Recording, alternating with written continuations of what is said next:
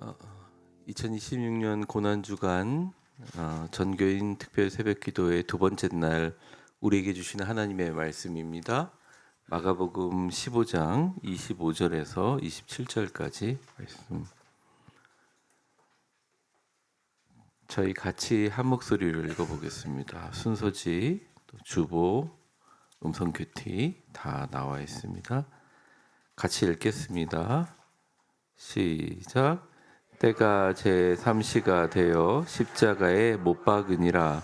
그 위에 있는 죄패에 유대인의 왕이라 썼고 강도 둘을 예수와 함께 십자가에 못 박으니 하나는 그의 우편에 하나는 좌편에 있더라. 아멘. 주님께서 거기 너 있었는가 물으실 때 어제 같은 경우에는 고독 가운데 겟세마네 동산에서 기도하시는 예수님을 바라봤다면, 오늘은 예수 그리스도와 함께 수많은 십자가가 서 있는 갈보리 그 현장으로 거기 있었는가 주님 물으십니다. 마가복음 중에서 가장 냉철하고 담백하고 건조하게 십자가의 사건을 묘사합니다. 몇 시에 달렸는지, 언제 못 박기 시작했는지, 십자가를 올리고 나서 십자가에 붙어 있는 예수님 머리 위에 명패는 무엇이었는지, 마치 이 골고다 언덕의 이 처형 장면을 흑백 사진처럼 아주 뭐라고 하나요?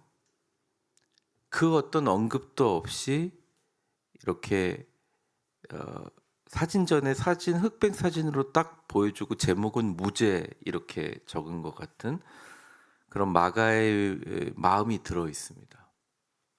마가에 관해서는 나중에 더 설명을 좀 하려고 하는데요. 십자가에 달린 예수님은 고통 가운데 신음하고 있습니다. 근데 신음 소리가 들리지는 않아요, 본문에. 그리고 양옆에 강도들도 당연히 고통 가운데 신음하고 있죠. 예수님을 중간에 세워놓고 우편 좌편에 두리를 어떻게 전시하듯이 세워놓고 과다출혈과 찢어지는 근육의 살 틀어진 사이로 고름과 피가 흘러내리며 죽어가고 있는 현장. 마가는 그것을 자연스럽게 표현하고자 또 뭐 묘사하고자 그러지 않습니다. 그냥 십자가에 달려서 죽어가고 있는 예수님의 모습.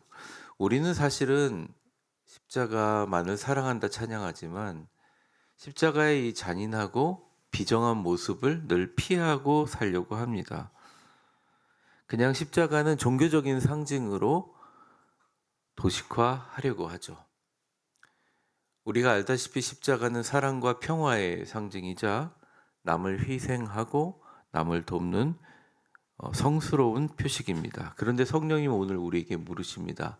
과연 그것이 성스럽고 평화의 종교적인 도식이냐? 거기 너 있었느냐?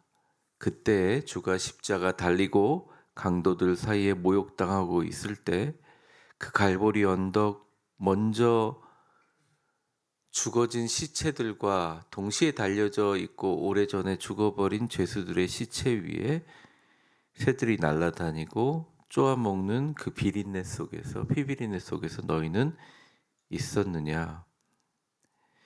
너희는 기억하라. 그때 십자가에서 주님은 너희를 부르셨다. 어떻게 보면 오늘 설교는 십자가 그 자체가 갖고 있는, 우리가 알고 있는 종교와 사랑과 평화의 상징들을 조금 더 성서 배경적 입장에서 살펴보는 시간이 될 수 있을 것 같습니다. 먼저 첫 번째는 수치스러운 나무 위에서 왕대심을 계시하시다. 이 십자가의 첫 번째 의미인데요. 25절에 보게 되면 제3시라고 정확하게 시간이 나와 있습니다. 아침 9시예요. 여러분, 햇빛이 물론 아침 6시에도 밝지만 아침 9시가 되면 정말 환합니다. 그렇죠? 그 환할 때 주님을 못 박으니라 간단하게 나옵니다. 패션 오브 크라이스트도 굉장히 많이 고증한 거지만 당시에 십자가는 그냥 사람을 예수님처럼 한나절 안에 죽게 만들기 위한 처형 도구가 아닙니다. 오래 달려 있는 사람들은 7일까지 달려 있었다는 기록이 있습니다. 얼마나 고통스러울까요? 그래서 여러분 다음에 본문에도 보겠지만 빌라도가 묻습니다. 예수님 장례진 벌써 죽었다고? 이렇게 묻는 기록이 나옵니다. 그 말이 뭐냐면 사람을 죽여요. 그런데 사람이 빨리 죽지 않기 위해서는 일단 십자가에서 떨어지지 않게 고정해야 하니까 어깨뼈를 벌려가지고 틀을 맞춥니다. 패션 오브 크라이스트 부는 이제 못을 손목에 박기 전에 이게 아구가 안 맞으니까 예수님 어깨뼈를 빼죠. 그때 이제 비명이 많이 나오고 엄청난 고통이 있는데 그때 태양이 떠올라서 그 모든 찢어지는 살과 피의 색깔들을 그대로 보여줘요. 그래서 온 천하가 들어가는 순간 햇빛 아래 가장 처절하게 벌거 벗겨지신다고 할까요? 그러니까 이게 단순한 사형 틀이 아니라 사람의 몸도 파괴하지만 달리고 있는 사람의 마음과 영혼과 그의 모든 사회적인 모든 것들을 말라 죽이는 형벌입니다. 그러니까 사회적 수치를 당하게 만들죠. 과연 부끄러운 부분에 수건을 덮었을까요? 저는 그렇게 보지 않습니다. 가장 부끄럽게 만들어 죽이는 거죠. 그 다음 절 26절에 보면 이렇게 나와 있습니다. 같이 읽어볼까요? 시작. 그 위에 있는 죄패에 유대인의 왕이라 썼고. 제가 역사적 기록을 살펴보니까 당시에 십자가에 달아 죽이는 사람들에게는 한 나라 언어로만 쓰지 않았대요. 그들이 태어난 히브리어도 썼고 로마어도 썼고 헬라어 방언도 썼다고 합니다. 그런데 예수님이 쓰시던 당시의 언어가 아람어기 때문에 아람어를 썼다고 주장하는 종교학자들이 있는데 요한복음 19장 19절에서 20절까지 보게 되면 이렇게 써 있어요. 빌라도가 그러니까 쓴 사람은 빌라도인데 물론 빌라도가 직접 쓰지는 않았겠죠. 군사시켰겠죠. 십자가 위에 붙이니 나사렛 예수 유대인의 왕 이렇게 써 있어요. 그러니까 이 기록에 따라서 가장 그럴듯한 예수님의 십자가 명패라고 기록되고 보관되고 있는 것이 터툴러스 그루커스라는 겁니다. 이건데 여기 있는 내용이 아마 이게 예수님 거다 아니다 논란은 되게 많은데 주로 이런 식으로 명패가 머리에 붙어 있었고 우리 카톨릭이나 또 개신교에도 사용하는 인리라는 그 약자가 이겁니다. 레수스 나자레너스 렉스 루데오룸 예수 나사렛 왕 유대인 예수는 나사렛의 예수가 유대인의 왕이란다. 조롱조죠. 내려주십시오. 그러니까 빌라도는 유대인들을 향해서 이야기합니다. 까불지 마. 반역죄는 십자가로 죽이는데 니네가 예전에 마카비 혁명 때처럼 우리 뒤집고 군사적 소요 일으키는 자는 가장 잔인하게 죽일 거야. 유대인의 왕. 또 로마인들에게는 이 벌레 같은 유대인들, 우리 밑에 있는 유대인들 본보기를 보여준다. 근데 이 종교 지도자들이 볼 땐 조금 다른 의미로 보였어요. 다 비웃고 조롱. 네가 유대인의 왕이냐? 아니 남은 무덤에서 3번에 새기면서 살리고 남은 다 살리면서 왜 니는 구원하지 못하냐? 심지어 옆에 있는 광도들도 모욕하죠.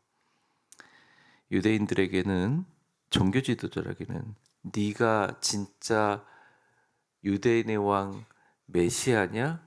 잘 됐네. 십자가 위에서 드디어 그 이름 명패를 달았네. 엄청난 수치의 상징인 거예요.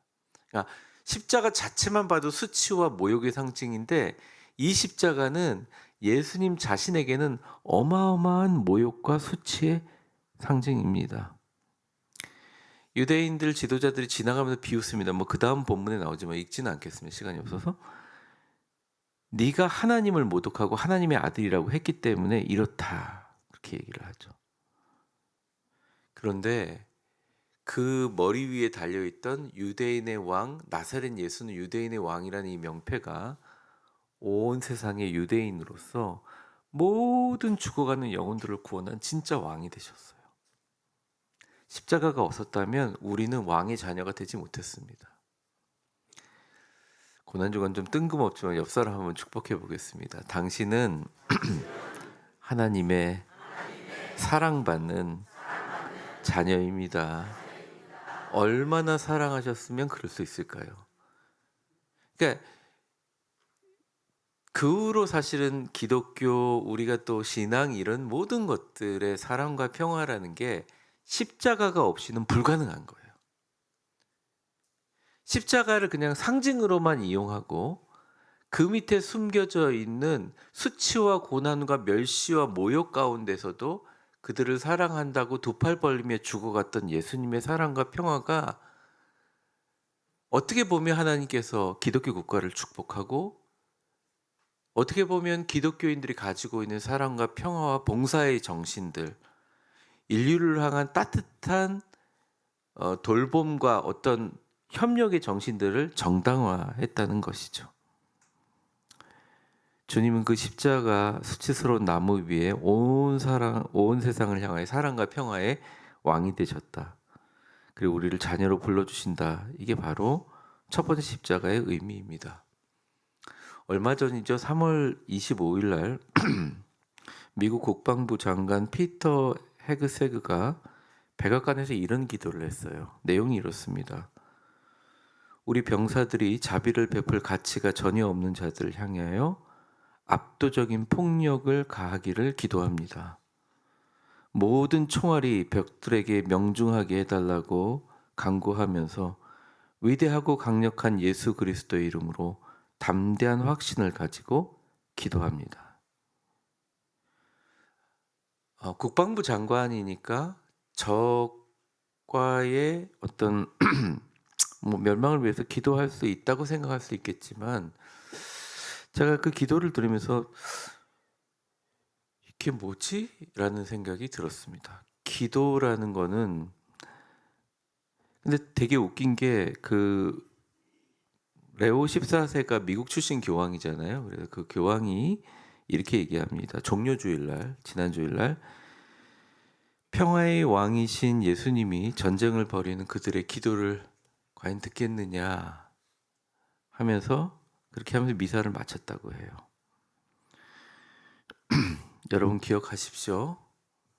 우리가 평생, 아니 우리 십자가를 들고 온 세상에 복음을 전하는 우리가 끝까지 지켜야 될 하나의 어떤 단어가 좋을까? 아젠다라고 한다면 그것은 바로 예수님은 십자가 위에서 우리의 평화와 사랑을 위해서 죽으신 왕이세요.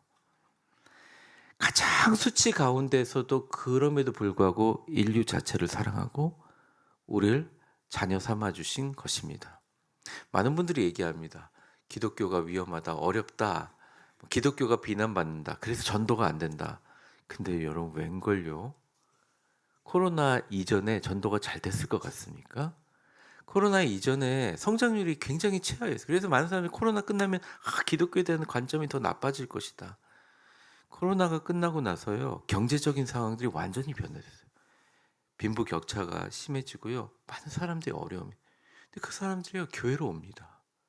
되게 많은 사람들이 교회로 와요. 예전에는 복음을 전해도 정말 적대시했던 사람들이 받아들이는 역사가 왜? 기독교가 갖고 있는 특성 때문입니다. 기독교는 다른 종교와 달리, 아니 이 세상 그 어떤 믿음과 신념 체계에서 달리 굉장히 역설적이에요.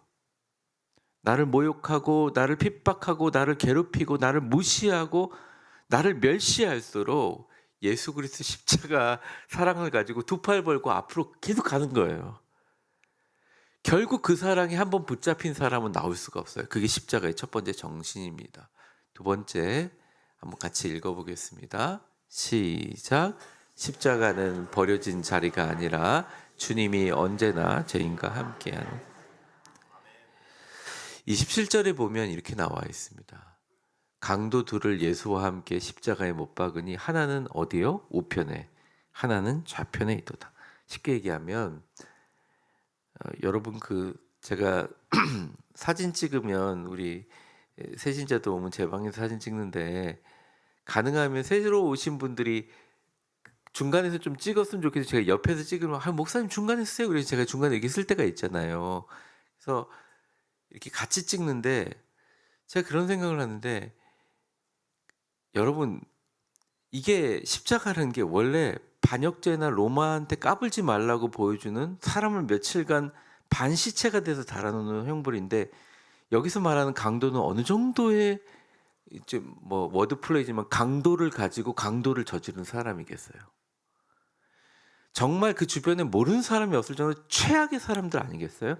왜 하필이면 그 사람 사이에 꼽아 놓냐고요. 중간에. 엄청난 모욕입니다. 진짜. 죽는 순간까지 달리는 위치까지 사람을 모욕하는데 너무너무 모욕한 거예요. 범죄자 취급해버린 겁니다. 최고의 수치스러운 나무에서 최고의 멸시를 겪는 거예요. 그래서 이사야서 53장 12절에는 이걸 미리 예언합니다. 빨간 글씨만 같이 읽어볼게요. 시작. 헤아림은 취급을 받았다는 거예요. 하나님의 아들 정도가 아니라 유대인의 아들, 유대인의 왕이 아니라 범죄자들 중에 하나로 취급받았다. 자기의 사적인 이익을 위해서, 자기의 욕망을 위해서 사람을 죽이고 강도짓을 하고 살해를 벌여오는 흉악한 사람들 사이에 주님을 세워놨다는 것입니다. 근데 참 역설적으로 흉악한 범죄자들 가운데 쓰시면서 왼쪽 오른쪽 범죄자와 함께 계시는 것 같은 포지션을 취하게 됐어요. 이 십자가가. 그래서 우리가 이제 십자가 할 때 단독으로 십자가를 그리긴 하지만 가톨릭이나 성공에서는 십자가를 세 개를 그립니다. 큰 십자가와 중간에 작은 십자가를 그려요. 근데 이게 상징하는 의미가 되게 많아요. 모든 사람이 손가락질합니다. 모든 사람이 저거는 죽을 수밖에 없는 죄인이라고 얘기해요. 근데 그 정죄의 대상 한가운데 마치 예수님이 두 손 잡고 서 있는 것처럼 가운데 서 계시다는 겁니다. 성령님 오늘 우리에게 얘기합니다. 네가 이것을 바라보는 의미를 모르느냐? 주님께서 하필이면 이렇게 달리게 만드신 하나님의 뜻을 알지 못하느냐? 이야기합니다. 그 모욕하는 무리들 가운데 서 있는 것도 힘들지만 그 범죄자들 가운데 서 있는 것도 쉽지 않았죠. 누가복음에는 자세히 나와 있네요. 누가복음 23장 39절에서 43절까지 이렇게 내용이 나와 있는데 한번 보여주십시오. 행악자들 한 명, 왼쪽인지 오른쪽인지 잘 모르겠어요. 네가 그리스도가 아니냐? 너와 우리를 구원하라. 밑에 있는 사람과 똑같이 욕을 하거든요. 근데 하나는 꾸짖습니다. 아니 네가 동일한 정죄를 받고 하나님 안 두려워하느냐? 넘겨주세요. 우리가 행한 일은 상당한 보응을 받는 거다. 우린 당연히 십자가에 못 박여 죽을 만한 최악의 인간이다. 그런데 이 사람이 행한 것은 옳은 것이 옳지 않은 것이 하나도 없다. 다 옳다. 같이 읽어보겠습니다. 시작. 이르되 예수여 당신의 나라에 임하실 때 나를 기억하소서. 최악의 죄인이지만 주님께 이렇게 고백합니다. 나를 기억하옵소서. 내 손 붙잡아 주십시오. 죽는 순간 당신 같은 옳은 사람이 내 손 붙잡아 주십시오. 뭐라고 하시나요? 우리 빨간 글자 읽어보겠습니다. 시작. 오늘 내가 나와 함께 낙원에 주님 십자가 위에서 말씀하셨어요.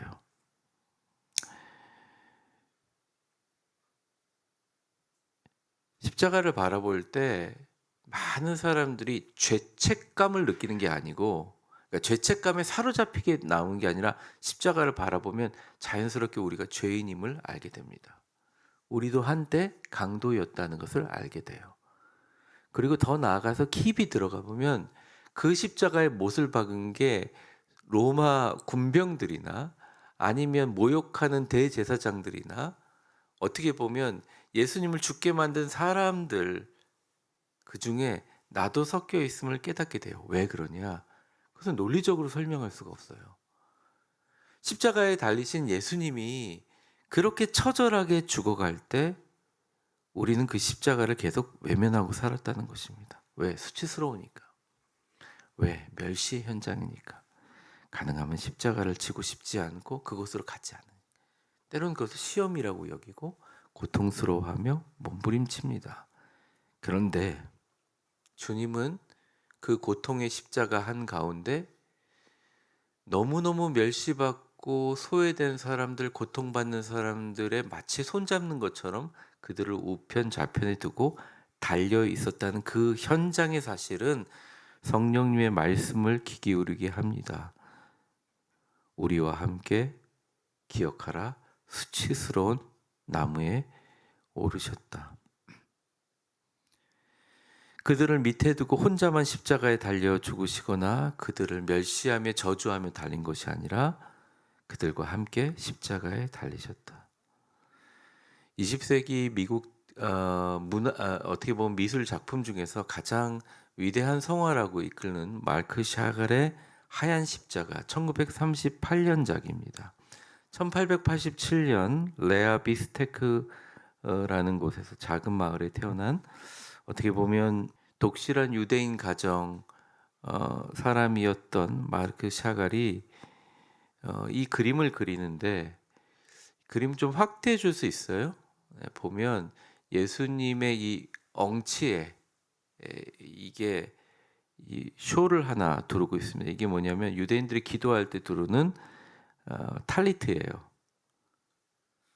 유대인들이 늘 기도를 합니다. 가난한 자를 위해서, 소외된 자를 위해서, 사회적 박탈을 당한 자를, 그들을 위해서 기도하는 탈리트를 두고 있고, 아마 하얀 십자가는 이 전체적인 배경의 이름인 것 같은데요. 거기 주변에 보면 불타는 유대인들 마을이 있습니다. 유대인의 마을에 불을 지르고요. 쫓겨나는 난민들, 배 타고 있는 난민들이 있고, 또 뒤집어진 두루마리가 있고, 또 뭐 여러 가지 그림들이 있습니다. 네, 이제 안 보여주셔도 됩니다. 그 보면 이 내용이 뭐냐면 이 마르크 샤갈이 어릴 적부터 겪었던 모든 일들이죠. 살면서 유대인들의 그 러시아 지역 거기서 포그름이라고 해서 유대인 학살을 겪었고요. 유대인의 거주 제한 지역에 늘 강도나 범죄자처럼 취급을 당하는 그런 어려움을 당했습니다. 역사적으로 계속 반복되고 수치당하고 희생당한 유대인들의 아픔과 고통을 유대인의 왕이신 예수 그리스도께서 그들을 위해서 오히려 품는 탈리트, 허리에 수건을 두르시고 어떻게 보면 그걸 두르시고 기도하는 모습이에요. 그래서 돌아가셨지만 교황 프란체스코 같은 경우는 내가 가장 사랑하는 작품이다. 그래서 너무 비싸니까 살 수가 없어서 그 복사본을 걸어가지고 가장 낮은 자와 함께한 이름이라고 하면서 평생 그 그림을 복사본을 교황청에 걸어놨다고 하죠. 여러분 말씀을 좀 정리하려고 합니다. 우리가 십자가를 바라볼 때 나를 생각합니다. 그런데 십자가는 우리를 비춰보기도 하지만 어쩌면 우리 주변에 있는 우리가 외면하고 싶고 우리가 보고 싶지 않은 어두운 현실, 전 세계를 비추는 빛이기도 합니다. 십자가 위에서 사랑과 평화로 강도의 이름까지 불러주신 예수 그리스도의 십자가의 의미가 과연 우리의 삶의 현재 속에 살아있는가? 세계 국제 질서 가운데 살아있는가? 왜 뉴스는 왜 이렇게 전쟁이 끝나지 않지? 왜 미국의 작전이 성공하지 않지? 왜 세계는 이렇게 어려워지지? 왜 이렇게 복잡하지? 이런 질문을 던지는데 우리 속에 있는 질문은 뭐냐면 예수 그리스도께서 2000년 전에 달려 죽은 십자가의 진짜 의미가 왜 이 땅에 빛을 든 크리스찬을 통해서 살아나지 않지? 우리는 지금 질문해야 할 때라는 것이죠. 사랑하는 성도 여러분, 우리가 믿는 예수님, 우리가 담당하는 십자가는 여러분이 오늘 감당하는 수치와 고통과 모욕과 아픔이 있더라도 두 팔 벌리고 사랑하며 그들을 향해서 다가가는 그 사랑의 왕 십자가입니다. 사랑과 평화의 왕으로 오신 주님의 십자가. 조롱과 아픔과 고통 가운데서도 우리를 붙들었던 십자가. 성령은 오늘도 이야기하고 있습니다. 똑바로 봐라. 9시 아침 환할 때 벗겨져 유대인의 왕이란 조롱 속에 그래도 사랑하며 기도하는 예수님을 너는 보고 있는가? 그 고통과 수치 속에서 사랑으로 진정한 우리를 자녀 삼아 주신 예수 그리스도의 십자가 달리심이 여러분 마음속에 있는가? 또한 말로만 종교적인 사랑과 용서가 아니라 강도 이름까지 불러주신 예수님께 우리의 남은 인생 빛을 잃고 죽어가는 사람들에게 십자가의 사랑이라는 음성으로 우리는 다가가고 있는가? 오늘 주님은 우리에게 이야기하고 있습니다.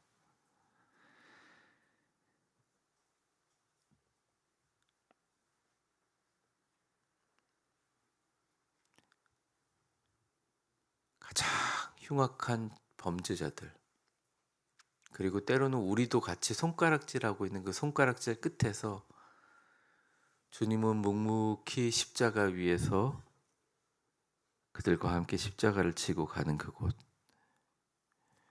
여러분, 오늘 슬픔이 있고 아픔이 있고 혹시나 말이죠, 남들에게 무시당하고 멸시당하고 그런 상처들이 마음에 있다면 자신에게 가져오지 마시고 오늘 우리를 위해서 죽으신 십자가의 현장으로 가져가시기를 주의 이름으로 축원합니다.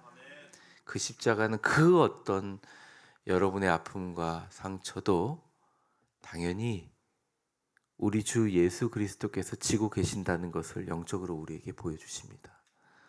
인생 살면서 너무 무겁게 살지 마세요.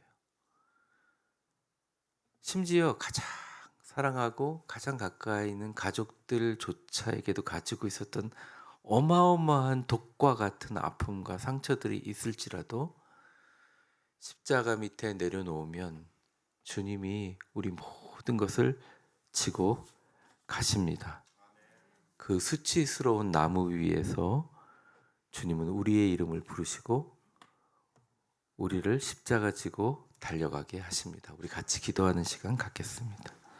축복합니다. 이제는 우리 주 예수 그리스도의 은혜와 역사의 주관자가 되신 하나님 아버지의 크신 사랑과 성령의 충만하심과 교통하심이 우리에게 생명과 수명으로 주신 이 짧은 인생, 남은 인생 최후에 나는 예수의 이름으로 주님 곁에 가리라 천국으로 입성하는 최후 승리 얻기까지 세상에 사랑할 것이 정말 많고 추구할 가치가 너무나 많지만 그 멸시와 모욕 가운데 유대인의 왕 나사렛 예수라는 명패를 달고 그 모욕 가운데서도 우리를 자녀 삼아주신 그 사랑의 십자가, 죄인들 가운데 같이 달리셔서 진정한 임마누엘의 함께 하심을 보여주신 그 평화의 십자가, 최후 승리 얻는 그날까지 남은 인생 십자가만 사랑하겠습니다. 십자가만 붙들겠습니다. 다짐하며 인생을 살아가시는 우리 위대한 교회 모든 성도들 머리머리 위에 이제와 영원히 함께 계실 것을 간절히 축원하옵나이다. 아멘.